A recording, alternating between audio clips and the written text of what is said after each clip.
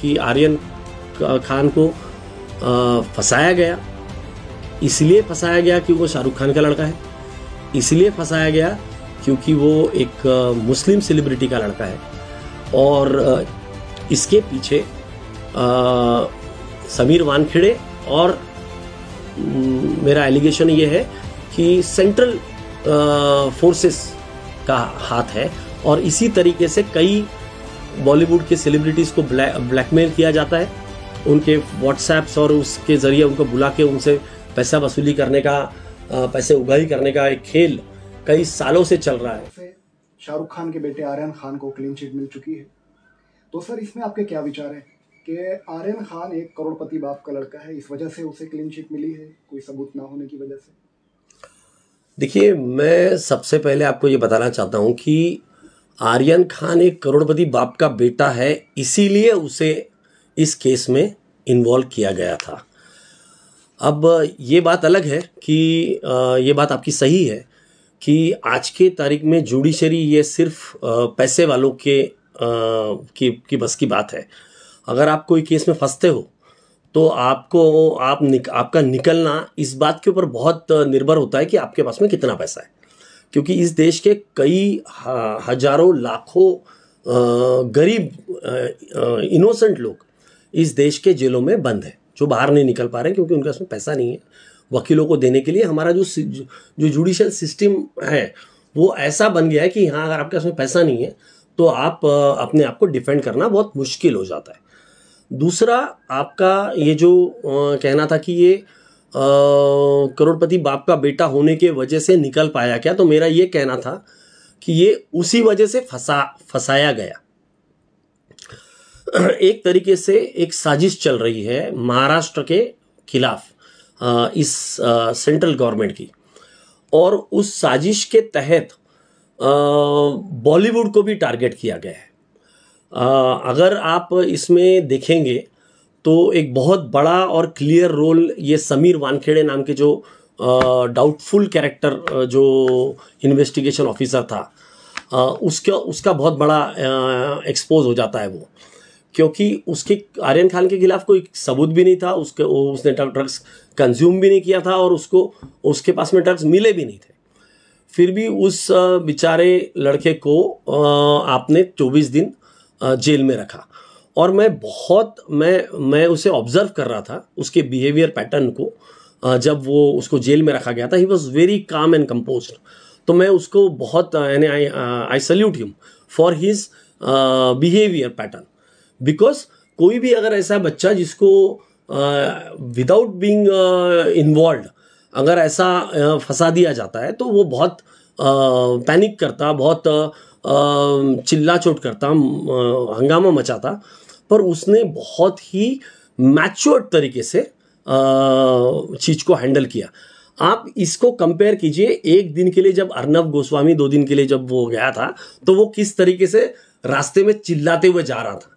तो आप इस बच्चे की का बिहेवियर पैटर्न उस व्यक्ति के साथ में आप कंपेयर करेंगे तो आपको समझ में आ जाएगा कि कितना काम और कंपोज्ड तरीके से उसने अपने आप को डील किया। मेरा बहुत बड़ा एलिगेशन एनसीबी के ऊपर है और ये समीर वानखेड़े बहुत के ऊपर है, क्योंकि इसका जो कैरेक्टर है शुरुआत से अगर मैं आपको बताऊं तो ये पहले कस्टम ऑफिसर था, और इसने कस्टम ऑफिसर रहते हुए इसने बराबर सेलिब्रिटीज को टारगेट किया। उसके ऊपर ये एलिगेशन है कि करीबन उसके कस्टमर ऑफिसर रहते हुए उसने करीबन 2000 सेलिब्रिटीज को जब भी कोई सेलिब्रिटी आता था तो उसको पकड़ने का काम जो है वो समीर वानखेड़े करता था, उनसे उगाही करता था। और ऐसे ये करते हुए उसने करोड़ों की अब्जों की संपत्ति अर्जित की। और मेरे ख्याल तक इसी वजह से उसके शादीशुदा एक बार होने के बावजूद भी एक फिल्म एक्ट्रेस से उसकी शादी हो जाती है, जो कि खुद एक अनमैरिड लड़की होती है। तो उसके पास में इतना ज़्यादा पैसा आया कहाँ से, ये एक बहुत बड़ा प्रश्न है, क्योंकि बहुत सारे लोगों के उसके ऊपर एलिगेशंस है। और उसने बहुत सारे सेलिब्रिटीज़, जैसे मैं नाम लेना चाहता हूँ अनुराग कश्यप विवेक ओबेरॉय, राम गोपाल वर्मा, मीका सिंह, अनुष्का शर्मा, कटरीना कैफ, मिनिशा लांबा, ये सब उसने वहाँ, और ये तो एक नाम मात्र लोग हैं। 2000 सेलिब्रिटीज़ को उसने इंटरसेप्ट किया, और उनसे क्या लिया क्या नहीं, ये तो अब उसके जो अभी पोल खुल रही है, क्योंकि उसके ऊपर तो एक ये भी एलिगेशन है कि उसने अपना जो कास्ट सर्टिफिकेट है वो भी फोर्ज किया है, और उसके प्रूफ्स जो है वो पब्लिक डोमेन में, तो उसके ऊपर तो अब कार्रवाई होना चाहिए, और कार्रवाई उनके ऊपर भी होना चाहिए जिन्होंने इस रेड में, जब एक आर्यन खान के ऊपर सिर्फ उस वजह से जो प्रोपोगंडा चलाया गया क्योंकि वो मुस्लिम है, उसको टारगेट करने के पीछे का सबसे बड़ा रीज़न ये था कि वो मुस्लिम है, और वो शाहरुख खान का लड़का है, और एक बड़े मुस्लिम सेलिब्रिटी का लड़का होने की वजह से उसे टारगेट किया गया, उसे एक पैसे उगाही का एक ये बनाया गया, जरिया बनाया गया। पर किसी कारणवश जो उसका जो एक किरण गोसावी नाम का एक व्यक्ति है जिसने अपने सेल्फी पोस्ट कर दिया, और वो सब चीज़ें खुली, और उसके बाद में चीज़ें एक के बाद में एक खुलते गई। उसमें जो विटनेस था प्रभाकर साहिल, जिसकी अभी डेथ हुई है मिस्टीरियस सर्कमस्टांसेस में, उसके जो बयान आए, तो ये सब चीज़ों की वजह से वो चीज़ें खुली। अदरवाइज ये तो बेचारे लड़के के साथ में क्या क्या हो जाता। और वो लोगों के ऊपर भी मैं चाहता हूँ कि कार्रवाई हो जिन्होंने इसको बाकायदा सामने आकर इसको ये समीर वानखेड़े को डिफेंड किया। और गौरतलब आपको ये है बताना मुझे कि हमारे एक्स सीएम देवेंद्र फडणवीस भी उनमें से थे जिन्होंने प्रेस कॉन्फ्रेंस लेके बाकायदा उसे डिफेंड किया, क्योंकि ये लोग एक रैकेट चला रहे हैं, एक पैसे उगाही का एक रैकेट चल रहा है बहुत बड़ा,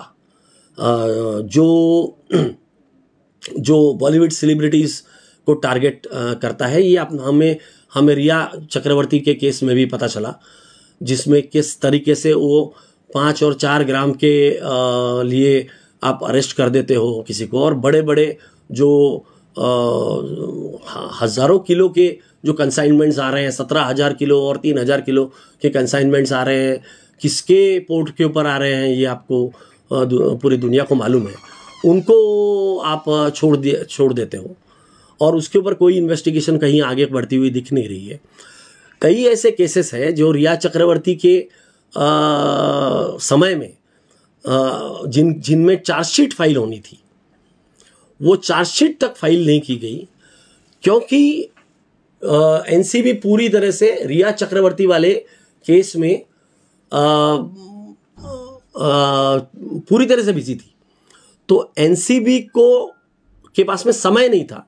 बड़े बड़े जो आरोपी थे एनसीबी के, जिनके बहुत बड़े बड़े केसेस थे, ऐसे केसेस में लोगों को छोड़ दिया गया, चार्जशीट फाइल नहीं की गई। 60 दिन का समय होता है चार्जशीट फाइल करने का नारकोटिक्स केसेस में। उसके बाद में 180 दिन का एडिशनल समय मिलता है चार्जशीट फाइल करने का। कुछ केसेस में वो 60 दिन और वो 180 दिन खत्म हो गए, फिर भी चार्जशीट फाइल नहीं की गई, और इंटरनेशनल लेवल के जो ड्रग पेडलर्स थे उनको छोड़ दिया गया, उनको बेल मिल गई। इतने बड़े हमारे एनसीबी ने कांड किए हुए हैं। क्योंकि उनको कुछ सेलिब्रिटीज को टारगेट करना था, समीर वानखेड़े को, उनसे हजारों करोड़ों रुपए की वसूली होनी थी, बॉलीवुड को हैरास करना था। एक तरीके से महाराष्ट्र के खिलाफ ये एक षड्यंत्र रचा गया है। तो मुझे यही कहना था कि आर्यन खान को फंसाया गया, इसलिए फंसाया गया कि वो शाहरुख खान का लड़का है, इसलिए फंसाया गया क्योंकि वो एक मुस्लिम सेलिब्रिटी का लड़का है, और इसके पीछे समीर वानखेड़े, और मेरा एलिगेशन ये है कि सेंट्रल फोर्सेस का हाथ है, और इसी तरीके से कई बॉलीवुड के सेलिब्रिटीज़ को ब्लैकमेल किया जाता है, उनके व्हाट्सएप्स और उसके ज़रिए उनको बुला के उनसे पैसा वसूली करने का, पैसे उगाही करने का एक खेल कई सालों से चल रहा है। ताकि उसकी मंशा ये है कि महाराष्ट्र से ये चीज़ें शिफ्ट होके कहीं और उनके पसंदीदा जगह पे शिफ्ट हो जाए, ताकि महाराष्ट्र का रेवेन्यू, महाराष्ट्र का इंडस्ट्री जो है ये इतना बड़ा वो हैम्पर हो सके। क्या लगता है आपको, इसकी गिरफ्तारी होगी या सिर्फ ट्रांसफर हो जाएगा किसी और डिपार्टमेंट में? मुझे लगता है कि ये अभी इसमें काफ़ी सबूत आ गए हैं और गिरफ्तारी होनी चाहिए। अगर इम्पार्शियल इन्वेस्टिगेशन हुआ तो गिरफ्तारी होनी चाहिए, क्योंकि ये भी एक डर है कि ये अगर इसको गिरफ्तार किया गया तो ये और भी लोगों के नाम लेगा, क्योंकि ये अकेला तो ऐसा हो नहीं सकता कि इसके पीछे अकेला व्यक्ति हो। इसमें करोड़ों करोड़ों की उगाही की गई है, कहीं ना कहीं पैसा गया होगा और वो पैसा जिस किसी को मिला होगा उसको एक डर होगा, तो वो उसको प्रोटेक्ट करने में अभी लगे होंगे फोर्सेस। गोदी मीडिया के बारे में क्या कहेंगे आप? गोदी मीडिया ने एक प्रोपोगंडा चलाया।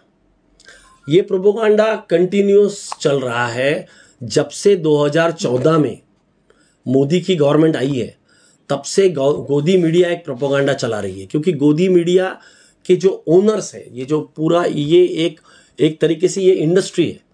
This is not some news channel, this has become a industry. So media has become a industry and crores of rupees are put in this industry। और इसमें एडवर्टाइजमेंट्स के बजट्स होते हैं करोड़ों करोड़ों रुपए के। तो जो व्यक्ति आपको एडवर्टाइजमेंट देता है वो आपको कंट्रोल करता है, फिर वो आपके अपने हिसाब से न्यूज़ को मैनिपुलेट करता है।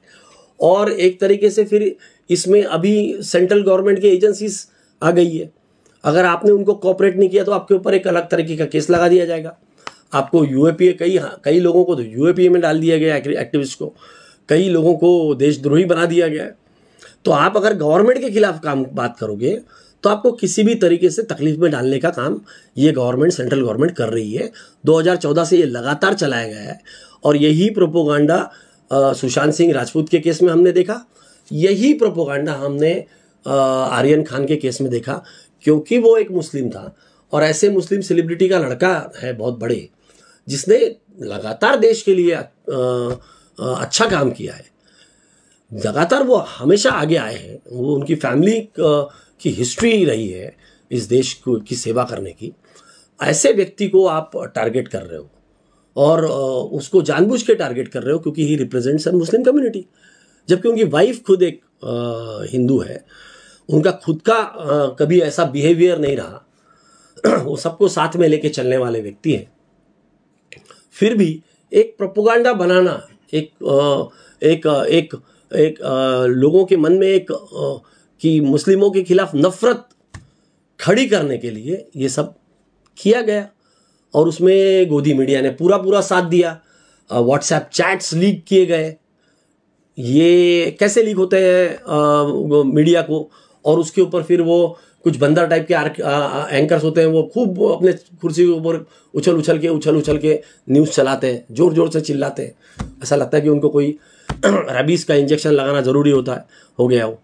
तो ये इस टाइप के बहुत सारे एंकर्स उसमें इन्वॉल्व हो जाते हैं। वो एक तरीके से एक खुद का एक कोर्ट रूम बना देते हैं, वहीं जजमेंट पास कर दिया जाता है, उसको दोषी करार कर दिया जाता है। तो ये जो हो रहा है अपने देश में अभी, ये चीज़ हमें यही चीज़ हमें अभी वो हिंदू मुस्लिम वो ज्ञान व्यापी वाले केस में नज़र आ रही है कि किस तरीके से कोर्ट के ऊपर आप कोर्ट बन जा रहे हो। और कहीं तो इसमें हमारा जुडिशरी का भी फॉल्ट है, क्योंकि सही समय पे जुडिशरी इसमें इंटरवीन नहीं कर रही। और जुडिशरी का भी क्या बताएं, अब हमारे जुडिशरी में जो लोग बैठे हैं वो भी कैसे वहाँ आ रहे हैं, ये भी एक बहुत बड़ा प्रश्न चिन्ह है। कहीं तो पूरा का पूरा सिस्टम जो है वो कहीं कोलैप्स होते जा रहा है। ब्यूरोक्रेसी आप देखिए पूरा एक तरीके से आरएसएस के कब्जे में है।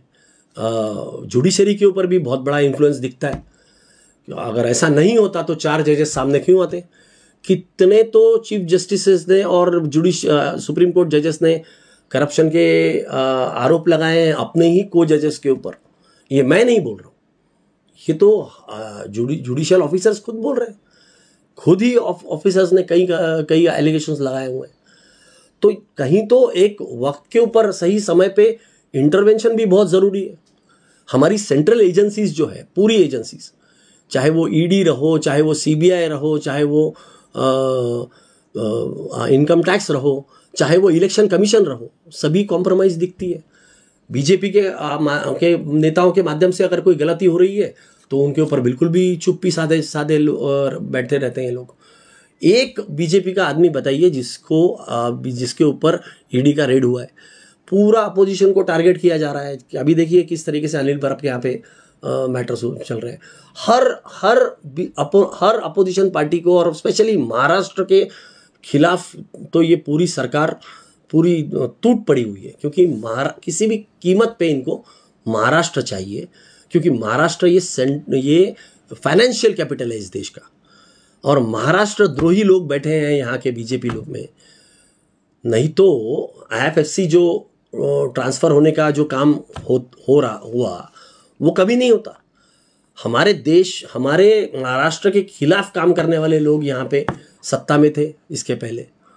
तो ये जो लोगों को समझना पड़ेगा, हम देश में कितना इनकम टैक्स देते हैं ये समझना पड़ेगा। हमारे यहाँ पे इंडस्ट्रियलिस्ट बैठा हुआ है, उनको टारगेट करके उनसे पैसे वसूली करने का काम सेंट्रल एजेंसीज कर रही हैं। उनको मालूम है कि ये वीक टारगेट्स है, तो इनको पकड़ेंगे। इनको थोड़ा सा इनको अपनी इज्जत बहुत प्यारी है, कहीं थोड़ा भी उनका एक्सपोजर का आया तो वो पैसा देंगे। वो पैसा कहाँ यूज़ हो रहा है इसका कोई खबर नहीं।